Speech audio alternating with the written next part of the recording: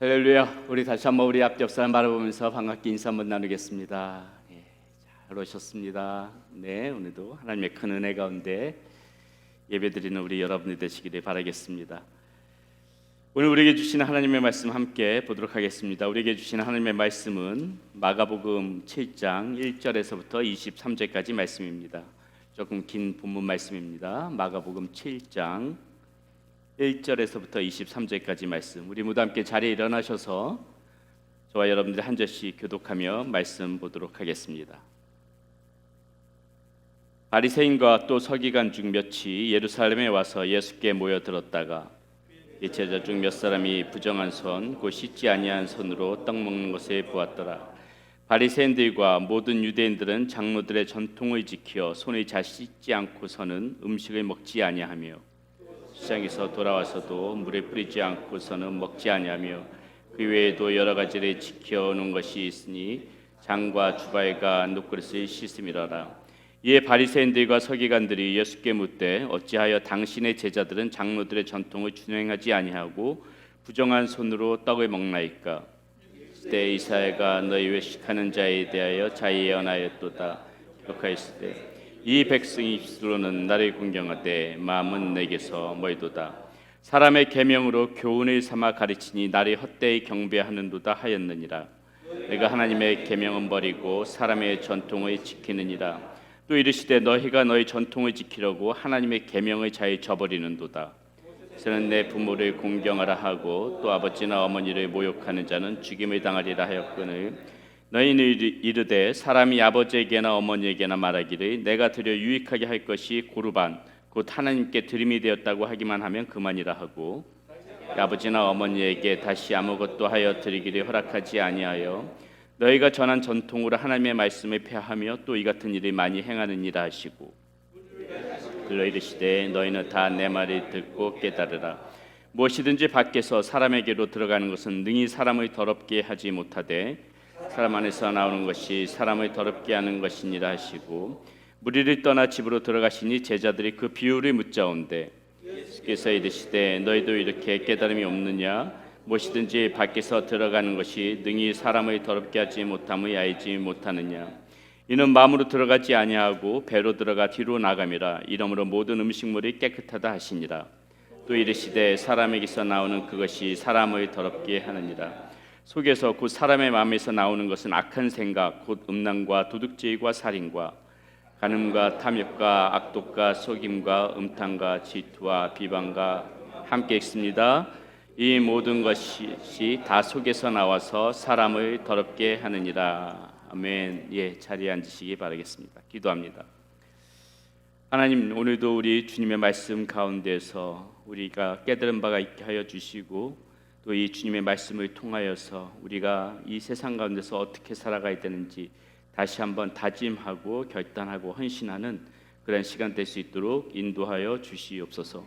이 시간에 하나님 앞에 예물을 올려드립니다. 이 예물이 쓰여지는 곳마다 우리 하나님 앞에 영광 되어지는 그런 예물이 되어지게 하여 주시고 우리 사랑하는 성도님들 가정과 사업 모든 것들 가운데 우리 하나님의 풍성하신 은혜로 임하여 주시옵소서.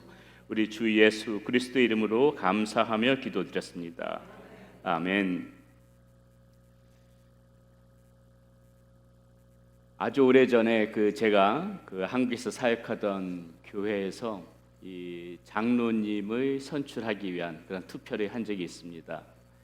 사실 이 침례교회는 이 장로님이라는 직분이 없습니다.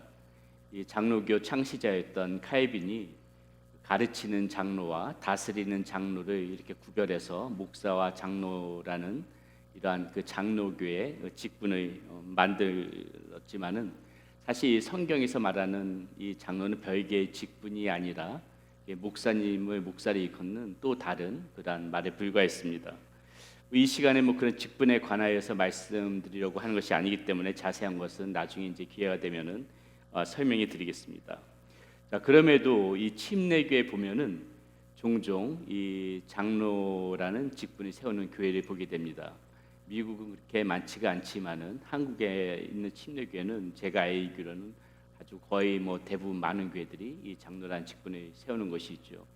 사실 따져보게 되게 되면은 그 이유에는 약간 이게 정치적인 좀 그런 이유들이 있습니다.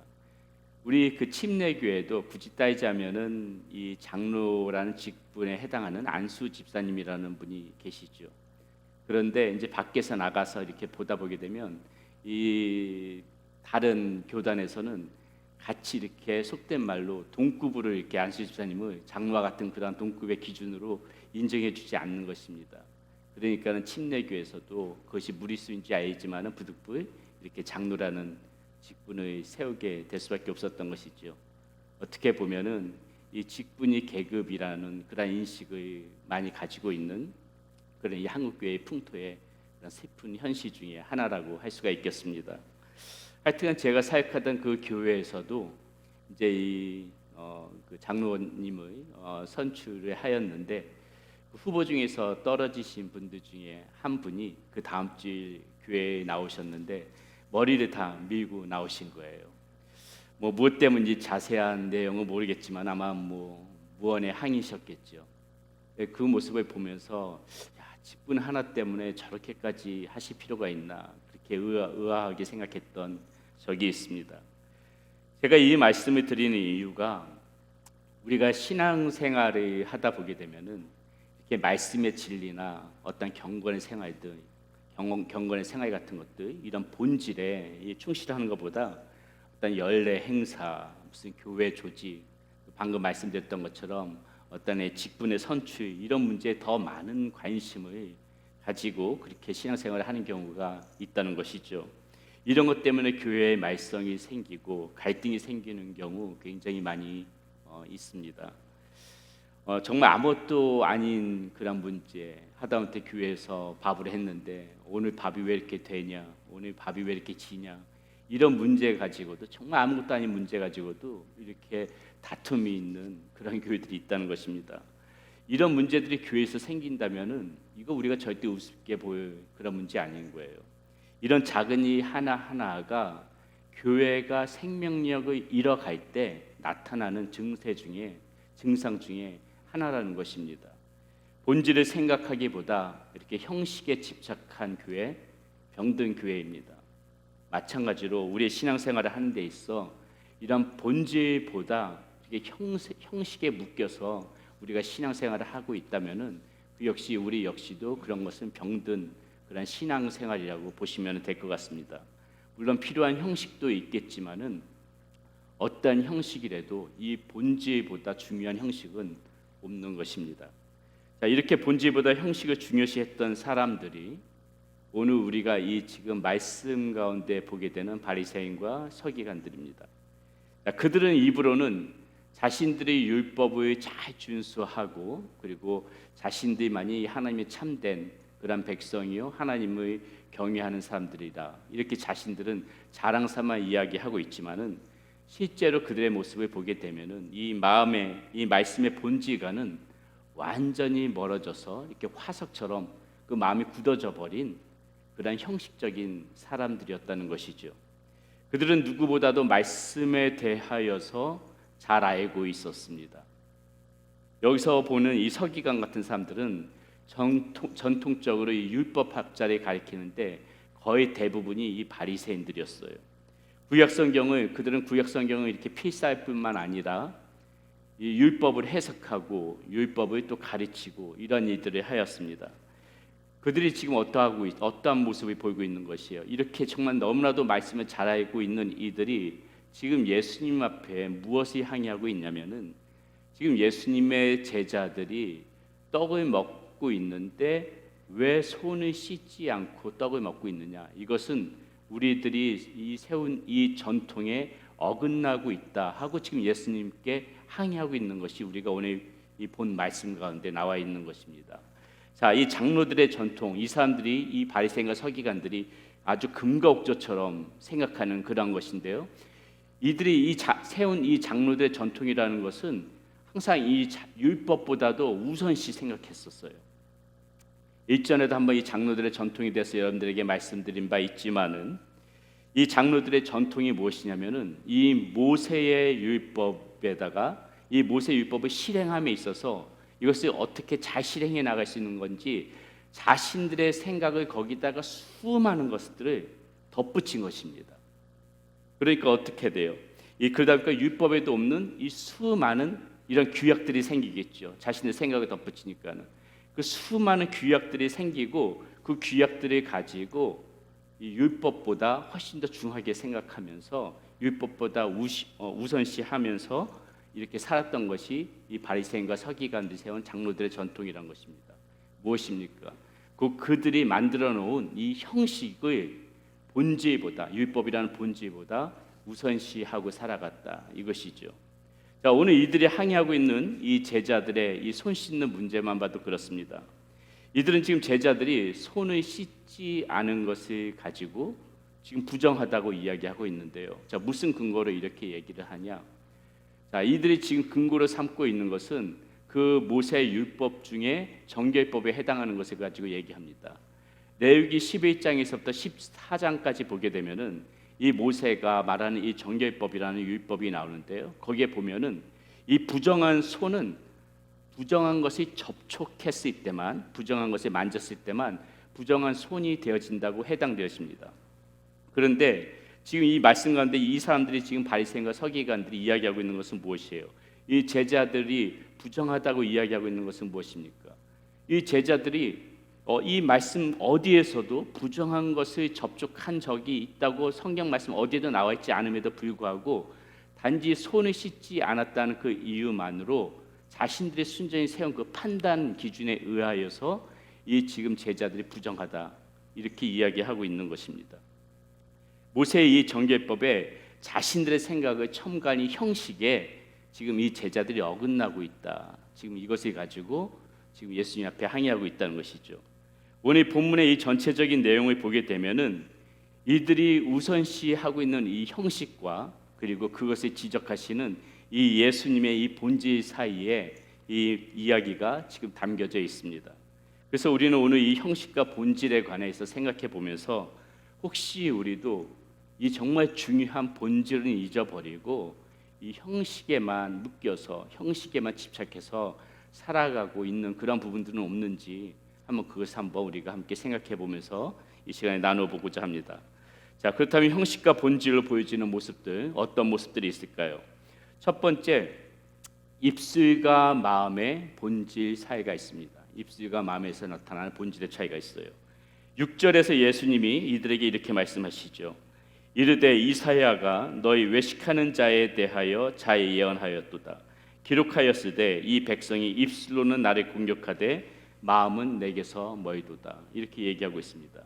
예수님께서 이사야의 예언을 들었듯이 이 말씀의 배경은 이사야서 29장 13절에 그 근거를 두고 있는데 거기에 보게 되면은 이 이사야가 무엇을 지적하냐면은 이 이스라엘 백성들이 하나님을 공경한다고 이야기하면서도 이 그들의 행위는 지금 악하다는 것이죠. 입술로는 나는 하나님을 공경한다, 하나님을 경외한다 이렇게 이야기는 하는데 그들의 마음에서부터 나오는 이 행동의 모습들은 전혀 하나님을 공경하고 경외하는 모습들을 보이고 있지 않다. 지금 그것을 이야기하고 있는 것입니다. 그들의 이 본질적인 마음, 이스라엘 백성들의 이 본질적인 마음은 결국은 무엇이냐면 이 하나님의 말씀을 별로 받아들이고 싶지 않다. 지금 그것을 이사야가 지적하고 있는 것이고 지금 예수님도 그 이사야의 예언을 들어서 지금 바리새인과 서기관들에게 그 이야기를 들려주고 있는 것입니다. 자, 이사야가 이스라엘 백성들에게 이 말을 하기 전에 이런 말씀이 나오는데요. 이사야 29장 11절에서부터 12절입니다. 이렇게 나옵니다. 그러므로 모든 계시가 너희에게는 봉한책의 말처럼 되었으니 그것을 글 아는 자에게 주며 이르기를 그대에게 청하노니 이를 읽으라 하면 그가 대답하기를 그것이 봉해졌으니 나는 못 읽겠노라 할 것이요 또 그 책을 그의 모르는 자에게 주며 이르기를 그대에게 청하노니 이를 읽으라 하면 그가 대답하기를 나는 그를 모른다 할 것이라. 지금 이렇게 나와 있어요. 하나님의 계시가 이 사람들에게 마치 봉해진 책처럼 그렇게 되어졌다는 것입니다. 무슨 말이냐면은 이 글을 읽을 줄 알아요. 글을 읽을 줄 아는 사람은 이 계시가 뭐라고 쓰여졌는지 읽어보시오 이렇게 내밀었더니 이 책이 봉해져 있는데 내가 이것을 어떻게 읽습니까 하고 읽지 않는다는 거예요. 글을 읽을 줄 아는 사람은 글을 읽지 못하는 사람은 나는 글을 읽지 못하는데 이것을 내가 어떻게 읽습니까 하면서 이 하나님의 계시를 전혀 받아들이지 않는다는 것이에요. 무슨 의미입니까? 사람들은 이 핑계 저 핑계를 대면서 나는 하나님의 백성이네, 나는 하나님을 경외하는 사람이네, 나는 하나님을 공경하는 사람이네, 하나님을 따라 살아가는 사람이네, 하나님의 자녀이네, 이렇게 자랑은 하고 얘기는 하지만은 정작 이 하나님의 이 말씀의 본질에 담겨져 있는 이 계시들, 그것들은 이 마음 가운데서 지금 거부를 하고 있다는 것입니다. 이 핑계 저 핑계를 대면서 받아들이고 있지 않다는 것이에요. 자, 우리가 이 예수님께서 이 예를 들어가면서 바리새인과 서기관들에게도 지금 너희가 똑같은 이런 모습을 보이고 있다, 지금 이렇게 이야기를 하고 계시는 것인데요. 자, 겉으로 드러나는 입술은 마치 너희들도 이 하나님을 경외하는 그러한 사람들의 모습 같지만은 지금 가만히 보니까는 너희들의 마음 가운데에는 이 하나님의 본질대로, 하나님의 말씀의 이 본질대로 살아가고자 하는 그러한 충실한 모습들이 하나도 보여지지 않고 있다. 지금 예수님께서는 이 바리새인과 서기관들을 데리고 이 입술로만 하나님을 공경하고 이 마음의 행동, 이 본질과는 멀어져 있는 그 바리새인들에게 그 부분을 지적하고 있다는 것이죠. 자, 사랑하는 여러분, 이 말씀을 가만히 보게 되면은 우리가 어찌 이 말씀이 과연 바리새인과 서기관들에게만 들려지는 말씀일까, 그런 생각을 해보게 됩니다.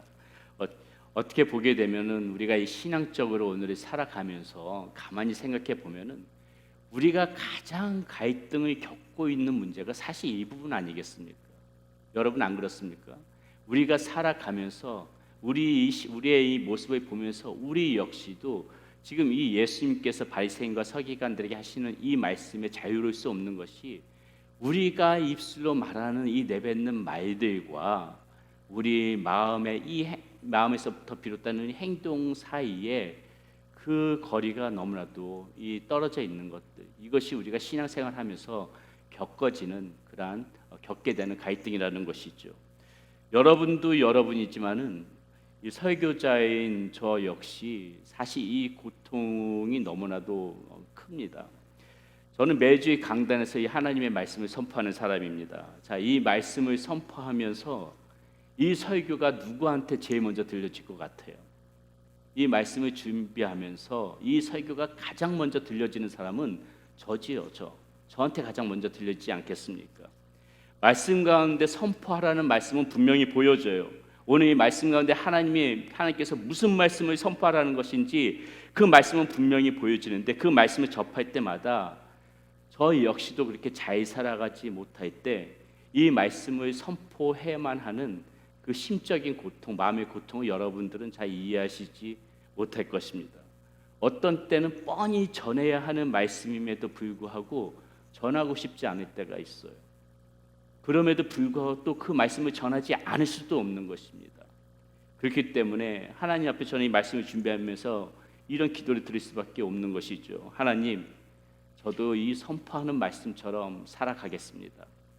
저도 비록 이 말씀을 전하고는 있지만은 전하는 자에서 그치는 것이 아니라 정말 듣는 자의 마음으로 이렇게 말씀대로 이렇게 살아가도록 저도 애쓰고 노력할게요.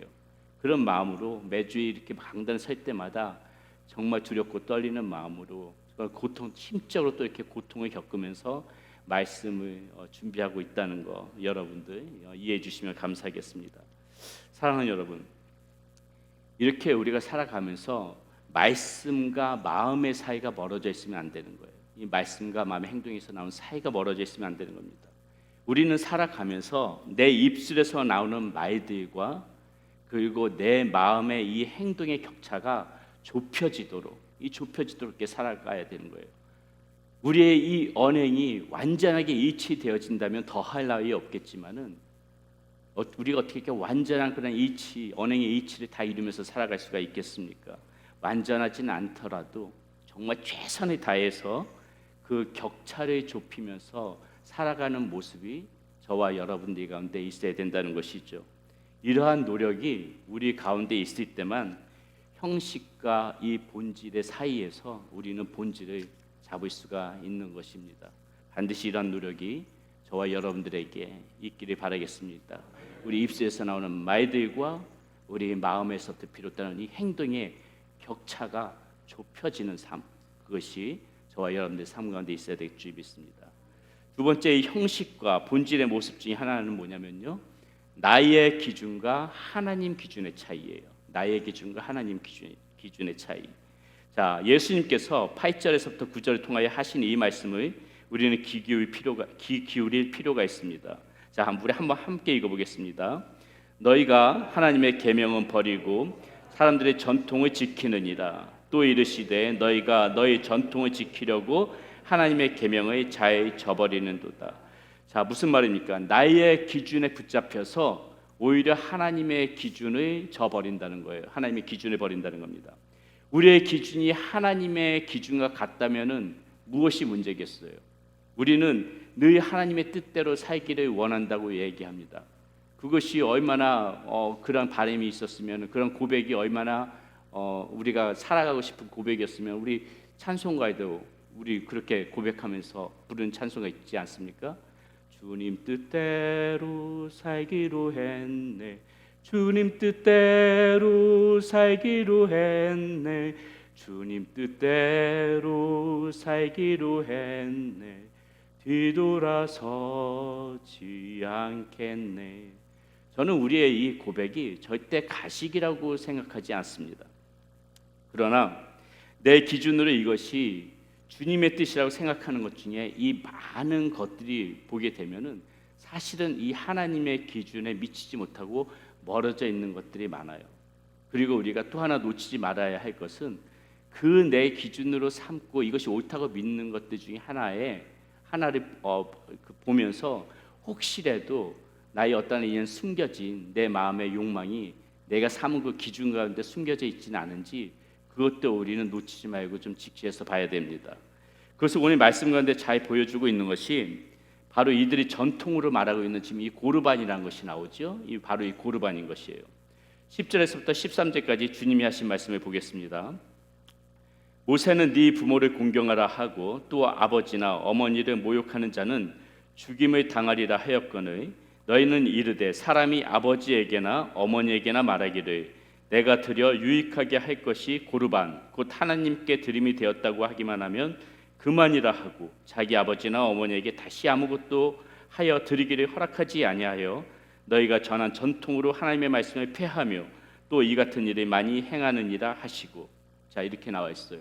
자, 여기서 지금 고르반이라는 말이 나옵니다. 이 고르반이 무엇이냐면은 하나님께 드려진 예물을 뜻하는 것이에요. 하나님께 드려진 예물. 무슨 말이냐 하면은 자, 그것이 돈이든 물건이든지 간에 그것을 가지고 이것은 고르반 되어졌습니다 이렇게 얘기하면은 이것은 곧 하나님의 것이 되어졌다는 의미이기 때문에 아무도 그것을 건들 수가 없는 것이에요. 이것이 고르반이라는 것입니다. 그런데 지금 무엇이 문제냐면은 자, 겉으로 보면 그럴싸하지요. 마치 자신이 이 세운 기준 하나님의 것이 되어졌다니까 얼마나 거룩해 보입니까? 자신이 세운 기준과 하나님의 이 기준이 부합되는 것처럼 보여요. 자신이 형식으로 세웠던 이것이 하나님의 이 본질과 일치되는 것처럼 보입니다. 그런데 이들이 지금 자신들이 세운 이 기준인 이 고르반을 지금 어디에다 사용하고 있는지 보세요. 어디에다 사용하고 있습니까? 바로 자신들이 마땅히 봉양해야 할 그 부모님한테 공양해야 할 그것을 가지고 이들이 그것을 고르반을 삼다는 것이에요. 무슨 말이냐면은 부모님을 공양하려고 이렇게 용돈을 드려야 되는데 이들이 뭐라 그러냐면 그 용돈을 가지고 고르반 되어졌다 이렇게 얘기한다는 거예요. 이것이 무슨 말이냐면은 이런 얘기죠. 아버지 어머니 제가 부모님께 이렇게 용돈을 드려야 되는데 이것이 그만 고르반 되어져 버렸네요. 이제 이게 하나님 것이 되어졌으니까는 아이고 아쉽습니다. 제가 제 마음 아시죠? 제 마음은 드리고 싶은데 고르반 되어졌으니까 어떡합니까? 죄송합니다. 지금 이러고 있다는 거예요. 이 사람들이. 예? 자, 이 결국은 뭐예요? 하나님 앞에 드린다는 명목 아래 지금 나중에는 그것을 어떻게 하냐면 자신들을 위하여 그것을 사용한다는 것이죠. 예를 들어 부모님 앞에 신앙인이라면은 부모님 앞에 용돈도 드리고 그 다음에 하나님 앞에 예물도 드려야 되는데 이들이 어떻게 이중으로 이렇게 나가는 게 싫으니까는 이런 식으로 부모님 앞에 드릴 그 용돈을 가지고 고르반 되어졌습니다 이렇게 해가지고 그것에 가지고 예물로 드리고 하나님 앞에 예물로 드릴 걸 가지고는 나중에 어떻게 하는 거예요? 그냥 자신들의 유익을 위하여서 쓴다는 것이죠. 뭐 옛날에 뭐 그런 얘기도 있잖아요. 어떤 애가 하나는 부모님이 500원짜리 동전 2개 주면서 너 하나는 헌금하고 하나는 아이스크림 사 먹어라. 그런데 동전 2개 가지고 교회 가다가 하나 뚝 떨어져 가지고 물에 빠져버렸어요. 얘가 뭐라 그래? 아이고 하나님 앞에 헌금이 빠졌네. 예, 이거랑 지금 똑같다는 거예요. 이 바리새인과 서기관들이 생각하고 있는 이 모습들이. 이 예수님께서 이 사람들의 마음속에 숨겨진 이 숨겨진 욕망, 자신들이 세운 이 기준 안에 전혀 하나님의 기준이 아닌 자신들이 세운 이 기준 안에 이 숨겨진 그런 검은 욕망을 보시고 지금 그것을 강하게 질책하고 계시는 거라는 것이죠. 부모를 공경하라는 것은 10계명 중 제5계명에 해당하는 그러한 계명입니다. 그러나 이들이 뭐 어떻게 하고 있어요? 자신들이 만들어 놓은 전통이라는 오직 그들만의 기준인 이 형식으로 실제적으로 정말 부모님을 공경해야 하는 그 본질을 덮어버린 것이죠. 자신들의 기준으로 하나님의 기준을 덮어버린 것입니다. 사랑하는 여러분, 우리는 우리의 기준이 이와 같이 잘 포장되어진 형식으로 있는 것을 조심해야 된다는 것이죠. 자, 오늘 우리 신앙생활 속에서 벌어지는 일 가지고 한번 더 예를 들어보겠습니다. 앞에서 고르반을 가지고 이들이 예물을 하나님 앞에 예물을 드리는 것을 예로 들었으니까는 계속해서 우리 헌금에 대해서 한번 예를 들어볼게요. 오늘 우리 그리스도인들 중에서 이 헌금에 대해서 이렇게 강하게 주장하는 분들이 있습니다. 구약의 율법들은 다 폐기되어졌는데 왜 11조만은 살아가지고 지금도 이렇게 오늘날 시대에 11조를 강조하는 것입니까? 교회가 돈 벌려고 그런 거 아닙니까? 뭐 이러면서 여러 가지 그렇게 주장하시는 분들이 간혹 가다가 있습니다. 뭐 물론 우리 성도님들 중에서는 그런 분들 안 계시겠지만은, 자, 이들은 뭐예요? 지금 11조가 구약의 율법이라는 그런 자신들만의 기준을 가지고 그렇게 지금 말씀하고 계시는 것이죠. 그런데 사실 보면은 이 11조를 비롯한 모든 헌금은 이 율법에 기초하고 있지 않습니다. 자, 율법이라 하면 이 모세로부터 비롯되어진 것이죠. 그렇죠? 그런데 이 12조가 성경에 처음 나오기 시작한 것은 언제냐면은 아브라함 때부터 나와요. 모세 훨씬 전에 아브라함 때로부터 거슬러 올라갑니다. 아브라함이 한 전투에서 이기고 돌아오니까는 누가 나와서 그 아브라함을 영접하냐면은 멜기세덱이라는 사람이 나와서 아브라함을 영접해요. 이 멜기세덱은 그 성경에 어떻게 표기되어 있냐면은 하나님의 제사장이라고 표기되어져 있습니다. 그리고 이 많은 신학자들은 이 멜기세덱을 가리켜서 그리스도를 예표하는 인물이다, 그렇게 보고 있습니다. 결국 이것은 무엇이냐면은, 자, 그의 축복을 받은 이 아브라함이 그 얻은 것의 10분의 1을 멜기세덱에 드리는 장면이 창세기 지금 이 14장 20절에 기록되어져 있다는 것입니다. 자, 무엇을 의미하는 것이에요? 헌금의 본질은 이 율법이 아니라는 것입니다. 헌금의 본질은 이 멜기세덱이 아브라함을 축복했을 적에 아브라함이 감사의 그러한 마음을 담아서 예물로 하나님 앞에 올려드렸듯이 우리를 축복하신 그 하나님의 은혜에 우리가 정말 감사해서 우리가 하나님 앞에 드리는 최소한의 그러한 이 하나님의 은혜에 대한 반응이 이 헌금, 이 하나님 앞에 드리는 예물로 나타나는 것이에요. 이것은 절대로 우리가 율법 때문에 드리는 것이 아니라 여러분들이 그런 마음으로 드리면 안 된다는 거예요. 하나님 앞에 예물을 드릴 때 하나님께서 나에게 베풀어 주신 은혜, 하나님께서 오늘날까지 내 삶을 인도해 주신 그 사랑, 거기에 대해서 여러분들 어떻게 내가 이 하나님 앞에 보답하면서 살아갈까에 대한 최소한의 반응이에요. 이 하나님 앞에 드리는 예물은. 우리가 그러한 개념으로 하나님 앞에 예물을 드릴 때만 하나님께서도 기뻐 받으신다는 것입니다. 절대로 율법에 묶여서 하는 것이 아닌 것이에요. 자, 그런데 지금 이 사람들은 자기 기준에 맞춰서 이렇게 하나님의 기준을 왜곡한다는 것이죠. 그리고 자기가 기준 삼은 이 형식에 있어서 혹시 자신이 이 하나님 앞에 드리는 이 예물이 정말 아깝다는 그 속마음, 그것이 이 형식을 이루는 바탕 가운데 숨겨진 그 마음이 그런 바탕을 이루고 있는 것이 아닌가, 우리는 그것을 한 번쯤 생각해 봐야 된다는 것이죠. 이렇듯이 우리는 형식 속에 숨겨진 우리의 욕망이 없는지도 반드시 이렇게 항상 살펴보면서 나의 기준이 아닌 하나님의 기준이 무엇인지를 생각하면서 그렇게 살아갈 필요가 있다는 것입니다. 자, 마지막으로 마음속에 마지막으로 우리가 볼 것이 이 마음속에 내가 들여보내는 것과 하나님이 들여보내는 것의 이 차이를 좀 볼 줄 알아야 됩니다. 자, 14절에서부터 23절에 걸쳐 주님께서는 뭐라고 얘기하냐면 우리 안에서 이 나오는 것의 중요성에 관해서 지금 말하고 있습니다. 주님께서 이 구절들 가운데 말씀하셨듯이 밖에서 배로 들어가고 나오는 모든 음식은 지금 깨끗하다, 이렇게 모든 음식물들은 더럽다고 할 수 없다, 이렇게 이야기하고 있는데요. 그런데 주님께서 이 구절 가운데 말씀하시고자 하는 요점은 이것이 아니죠. 우리의 마음에서 나오는 무엇이라는 것입니까? 말하고자 하는 요점은 우리의 마음에서 나오는 그 악함, 그것을 주님께서 말씀하고 싶어 하시는 거예요. 자, 주님께서는 20절에 이렇게 말씀하십니다. 또 이르시되 사람에게서 나오는 그것이 사람을 더럽게 하느니라. 자, 우리는 우리 안에 이 들여보낸 것을 항상 내보내게 되어 있습니다. 사람을 더럽게 만드는 것이 이 악한 것에서 나온다면은 그럼 그것을 누가 들여보냈겠어요? 설마 하나님이시겠습니까? 우리 자신이죠. 우리 자신이 그 악한 것을 우리가 받아들였기 때문에 악한 것을 내보낼 수밖에 없는 거 아니겠습니까? 자, 그것이 무엇일까요? 그것이 21절부터 23절에 주님은 이렇게 말씀하고 있습니다. 속에서 곧 사람의 마음에서 나오는 것은 악한 생각, 곧 음란과 도둑질과 살인과 간음과 탐욕과 악독과 속임과 음탕과 질투와 비방과 교만과 우매함이니 이 모든 악한 것이 다 속에서 나와서 사람을 더럽게 하느니라. 자, 우리 안에서 나오는 것들이 이 악한 결과물들인데 결국은 우리 안에 무엇이 들어와서 이런 악한 것들 결과물들이 바깥으로 나간다는 것이에요. 우리 안에 우리가 들여보냈던 것이 무엇이란 것입니까? 악한 생각이라는 거예요. 이 악한 생각을 우리가 들여보냈기 때문에 결국 우리 안으로 배출이 되어지는 것은 이 악한 결과물들이라는 것입니다.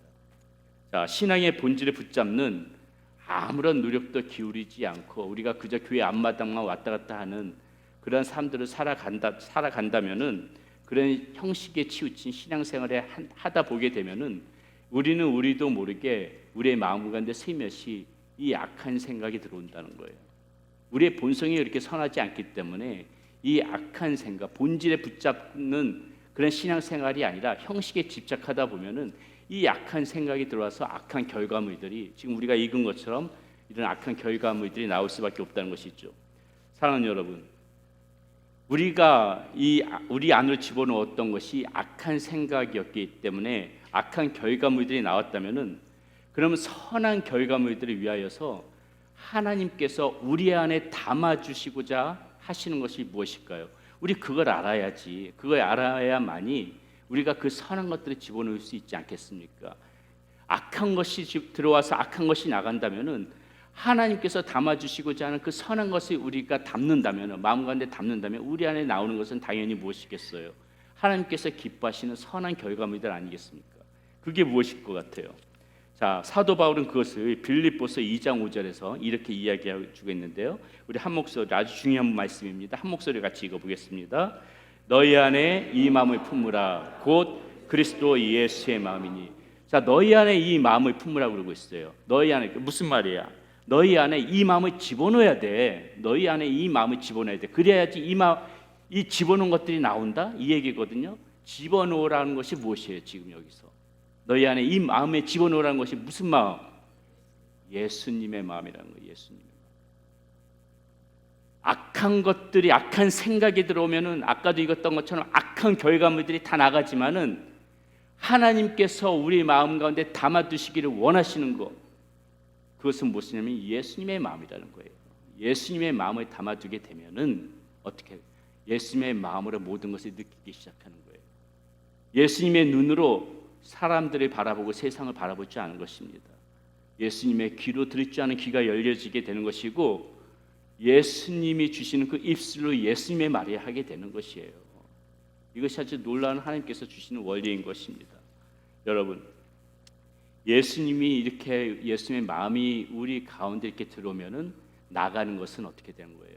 예수님을 닮은 그러한 모습들이 바깥으로 나가게 되어진다는 것입니다. 자, 왜 우리가 기도합니까? 왜 우리가 말씀을 듣고 말씀을 보고 말씀을 읽습니까? 왜 우리가 하나님 앞에 찬양을 합니까?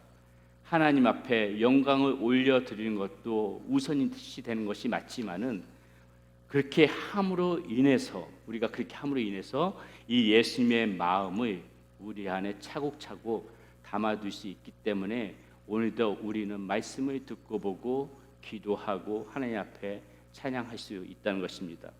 이렇듯이 신앙의 형식에만 묶여 있을 적에 우리는 우리 안으로 들여보내는 것이 악한 생각일 수밖에 없지만은 하나님께서 우리 안에 들여보내는 것은 이 곧 본질인 예수 그리스도의 마음이라는 것을 우리는 항상 기억하고 살아가야 되겠습니다. 우리 찬양팀 준비해 주시고요. 자, 지금까지 우리는 이 신앙생활을 하면서 나타날 수 있는 형식과 본질의 이런 차이에 대해서 우리가 생각해 봤습니다. 우리 잘 생각해야 되는 것입니다. 이 형식이 본질을 가지고 있음에도 마치 내가 신앙생활을 잘 하고 있는 것처럼 그렇게 착각하면서 살아가다가는 정말 큰일 나는 것이에요. 예. 내가 지금 정말 제대로 하나님에 대한 이 하나님께서 주시는 본질을 붙잡고 신앙생활을 하고 있는가? 우리 그거 항상 생각하면서 살아가야 되는 것입니다. 절대적으로 그냥 교회만 왔다 갔다 한다고 해서 우리가 바른 신앙이 다 되는 것이 아닙니다. 그냥 아무런 일에 본질에 신경 쓰지 않고 교회 아무리 왔다 갔다 해도 그냥 형식에 집착한 그런 신앙생활을 할 수가 있어요. 우리 항상 그것을 경계해야 됩니다. 형식이 조금 서툴러도 이런 본질을 볼 줄 알고 그리고 그것을 붙잡을 줄 아는 우리 사랑하는 성도님들 되시기를 바라겠습니다. 본질을 붙잡고 신앙생활을 하는 여러분들 되시기를 바라겠습니다.